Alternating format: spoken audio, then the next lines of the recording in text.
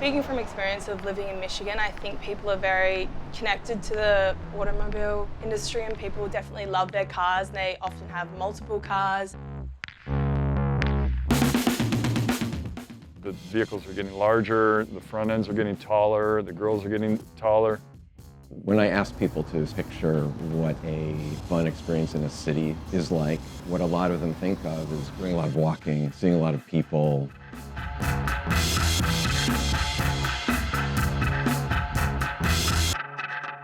As our cities kind of sprawled instead of building up, fewer and fewer people had the opportunity to do that on a day-to-day basis.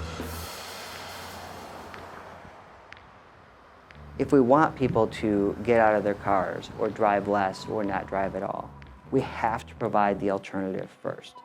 For most people in our state, simply relying on public transit and not owning a car is not a luxury they can afford or an option that is even available to them. For the longest time, cars have been pushed as the thing that every family needs to have. I would have to admit I am still kind of a victim of the whole car-centric society thing.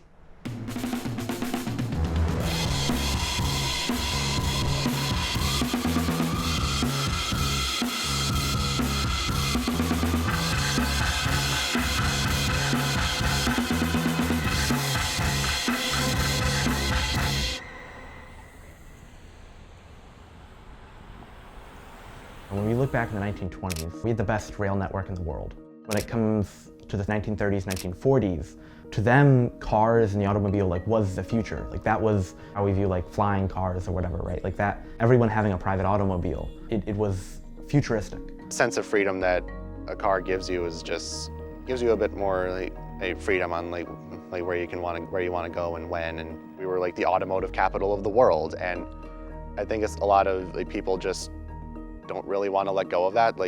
I guess they kind of see cars as, back in the 50s, the American dream was, husband and wife, maybe 2 or 3 kids and have a car in the suburbs. And it was just for the longest time, cars have been pushed as the thing that every family needs to have. We've just kind of become dependent on them. Yes, that's kind of made it hard for trains to bounce back. We just fell in love with very wide roads.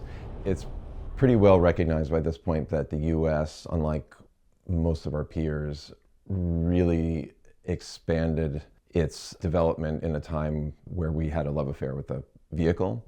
So a lot of the planning efforts that shaped our cities and suburban regions through the 40s, 50s, 60s were very focused on facilitating individual car travel. And that has really set a pattern in our cities where people are required to drive long distances just to meet their daily needs. Where there should be rapid transit lines, where rapid transit lines need to be built, could have been built if we put the money into it, were built many years ago, in Detroit. Detroit had one of the largest streetcar systems in the world, and we ripped them all out and replaced them with buses, and then over decades the buses got worse and worse and worse and worse. And so you end up in a situation now where if you want to put bus rapid transit infrastructure, the MDOT, Michigan Department of Transportation, doesn't want to do it because it got pushed back from businesses. It gets to this point where if you don't have a car, you aren't considered as equal and free as any other citizen in this country.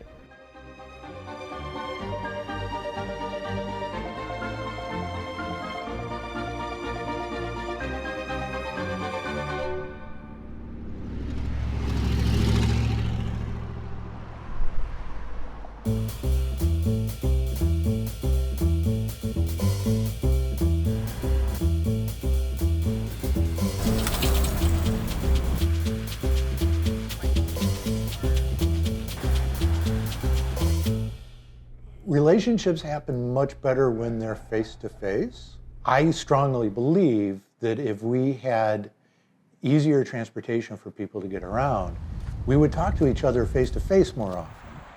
Interacting with strangers is incredibly important, and we keep making that harder and harder to do in a productive way. I don't know how it became acceptable in this country that we force everybody to drive or have access to a car to just live their life. Even for the people who can drive and do drive on a regular basis, they're spending too much of their income on that. So they could have more prosperous lives and enjoy more things if they didn't have to pay for driving.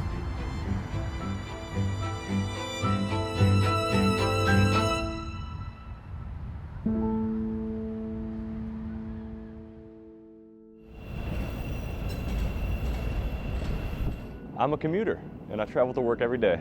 I would say Chicago's got to have one of the more reliable public transportation systems. It's never 100%, and some of the cons come with delays and with construction on the tracks that'll delay trains that we don't really get notified for. So seasonally, I can get to the station and it could be freezing cold out, and I may have to wait 20, 25 minutes for the delays to be resolved.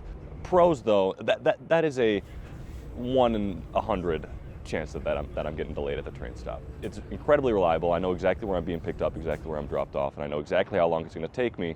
The inner city's not made for driving. As much faster as it may drive and move, I'm being stopped at every single corner for either traffic purposes, red light purposes, stop sign purposes, and not to mention parking. Once you get down into the city, it's a matter of looking 10, 15, 20, up to an hour I've had to wait just to find an open parking spot. Either on the street before I have to pull into a garage and spend $48 for 2 hours of parking. I will choose the train every single time if I'm heading in that direction. It's incredibly accessible here, so the need for a car is zero. The city was for black people and for Irish people, and so, the good white Protestant Americans would move out to the suburbs. And so you'd commute into the city and then go back out into the suburbs to live. What a lot of cities still have on their books are these legacy sort of Euclidean zoning schemes where, this is where we put all the jobs, the research parks, the high rises, office buildings, and over here is where people will live. It was official American state policy to build these highways, and many times through the middle of these cities. I-94, the construction of I-94 through Detroit displaced 130,000 people from their homes because they bulldozed them, right, to build a highway. And this gets into this concept that was really big in kind of the 50s, the 60s, the 70s. The same way with redlining, is it wasn't officially in the text that said this is to keep black people poor and enrich white people. That's what the goal was, it just wasn't very explicit. If you're in a suburban or rural area, a lot of people are kind of trapped there by economics. If a city is not allowing enough housing stock to be built, many people do get priced out and they can't access transportation as easily, and they are forced to maintain a car, which oftentimes will add up to be a greater expense than the greater rent that they would have had to pay in a city. Driving costs a lot of money. It's hidden in lots of different places. If you have your buildings spread out, you have to spend a lot more on utilities because you have to put a lot more pipe in the ground. The post office costs more because they have to drive instead of walking from place to place. It really puts a huge strain on the finances of families. I don't like cars. I don't like driving. I think cars are just really awful for everything environmentally and personally. I think they take up a lot more space than we need to. Cars are one of the biggest contributors to carbon emissions.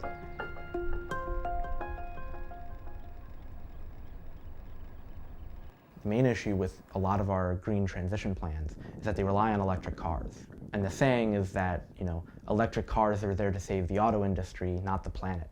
An electric car is only about 70% less carbon in its lifetime than a internal combustion engine car. It still relies on those gigantic lithium batteries. At the end of the day, there's also a lot of carbon that goes into manufacturing cars and transporting. Especially our freight system in this country is primarily reliant on diesel trucks instead of electric freight trains. Just driving a car, the tires have dangerous poisonous chemicals in them. They rub off on the road, they get washed down into our water, they get put into fields. And a real issue is it's dangerous to walk. And that's not a good environment to live in.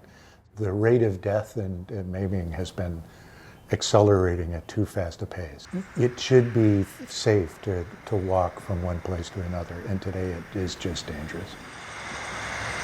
Most people have a bike when they grow up and they use it for fun and for recreation. And a lot of people, that's their only experience with biking it's for fun or for recreation or for their health.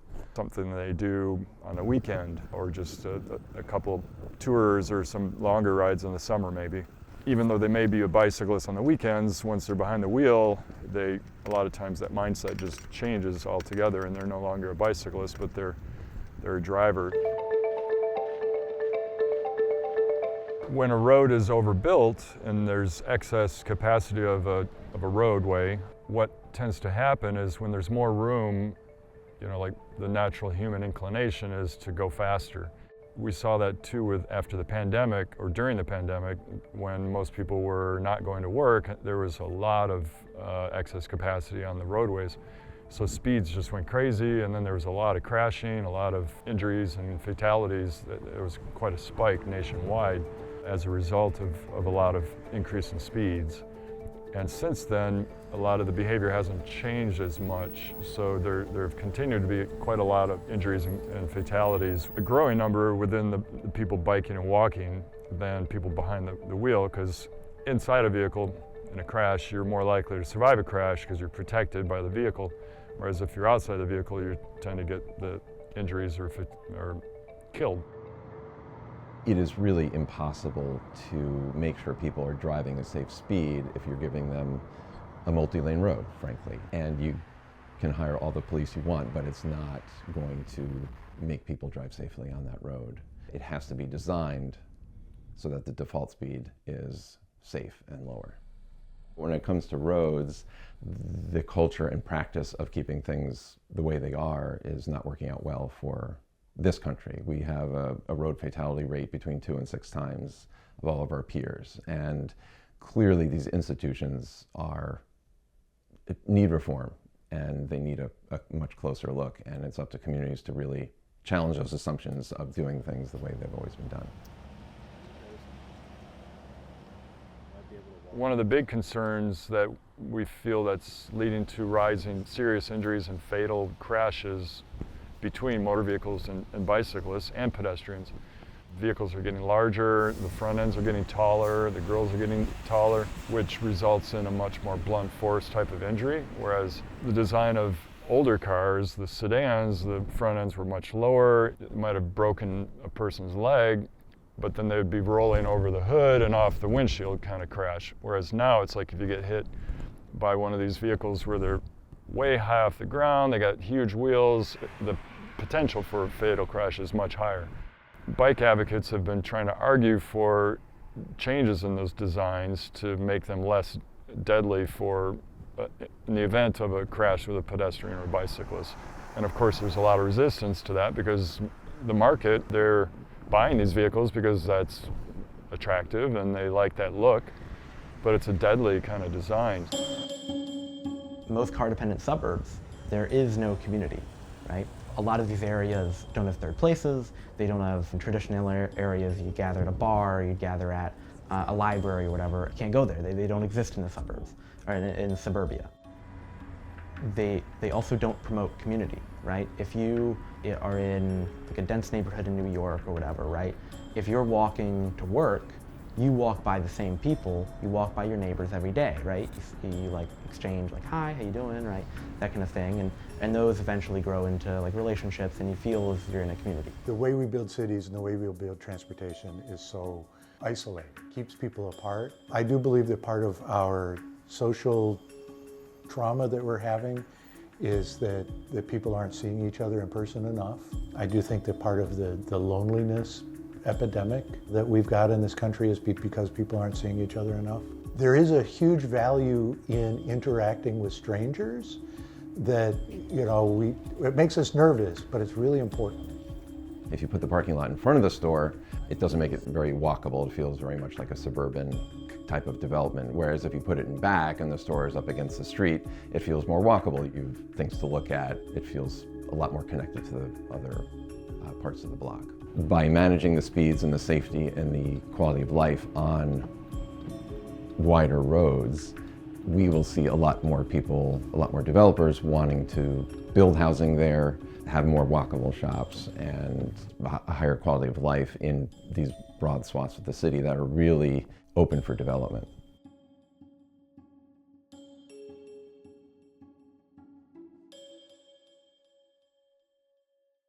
I think education and advocacy is super important, and modeling behaviors that communities value is important. I'm a big proponent of making sure we change our laws and change our infrastructure to give people choice, whether it's in housing or transportation modes.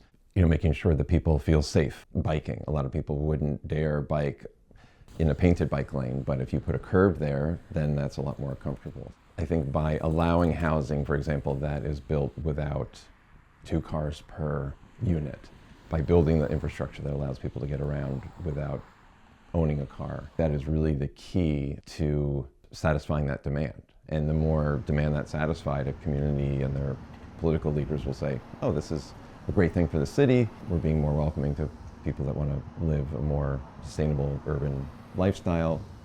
I'm Jason Morgan, and I'm proud to be the state representative for House District 23, which includes parts of Ann Arbor and parts of Wayne and Oakland counties. I've been really passionate about expanding access to public transit for a long time. And where that comes from is this idea that how we get around and move about our communities is fundamental to everything about our daily lives. Expanding access to public transportation connects people to each other, it connects them to education, jobs, the entire world. And for so many of us, we can't do anything unless we own a car and that car actually runs and we can afford to put gas in it every single day. I just believe that there's a better way. I believe that there's a future where people have the freedom of getting where they need to go without having to own a car. Fullerton is next. Doors open on the left at Fullerton. Railways are a lot less expensive to both build and maintain. So one railway line is the same capacity as 10 or 12 highway lines. And so you've got a lot less that's going into that, which is part of the problem. So in some respects, highway building is a jobs machine. Railway building isn't as much, right? But it's a lot less expensive. So part of the challenge is states just have too many roads and they can't afford to maintain what they have. And yet when they get more money, they build more roads. It's a real problem that gets in the way of having really healthy cities. If you have better access to bus rapid transit, or in a dream world, a rail system or a light rail system connecting those communities, you expand the reach of where people can live and enjoy their daily lives immensely. You add park and ride systems, where you have shuttles coming into the city from the surrounding areas, the surrounding communities. You dramatically reduce the amount of traffic coming in. For most places around the world where public transit is heavily utilized, it is not simply a one route here and there. It's a transit ecosystem that's all tied together in a logical and pragmatic way, and it's a culture of utilizing public transportation. To really, really expand public transportation, you need to have a network set up. It needs to be reliable, it needs to be timely and consistent, and get people where they actually need to go. That is not a small investment, that is not a simple thing to set up. It takes a lot of time. That's how you really expand access to public transit. So my commute right now is a 10-minute ride from my place to the office. It's directly on 496. It's like a straight line compared to what I used to be doing. I used to take the bus to my place. It's just kind of absurd if you want to, like, talking about like car-dependent infrastructure. It's a 10-minute drive, about 7 miles, but it's an hour-and-a-half bus ride plus like a 30-minute walk. It's like a 2.5-hour walk straight up, 45-minute bike ride, and you know, if I'm just doing this like, you know, once or twice a month, that's like no big deal, but if I'm doing that like a couple times a week, that stings. A lot of this stuff, particularly road projects, building housing, stuff like that, it's approved at the local level. In city council rooms that very often have basically no one in them, no one advocating for anything, no one paying attention to anything. The reason why there's such a push for, you know, everyone to obsess about national politics is that, national politics happens 1,000 miles away in Washington, D.C., and it's impossible for the average person to really do anything about it. But you can go into your local city council, talk with your city councilors, actually change things and make your community better. We can actually change things if people get involved and participate in the local government, because at the end of the day, that's democracy. Democracy is not you check a box every 4 years when you bother to show up for the presidential election and you get a choice between blue or red. We have to make public transportation and walking and cycling an attractive option. And once you start doing that, it's this giant cultural change that happens once you start properly investing in it.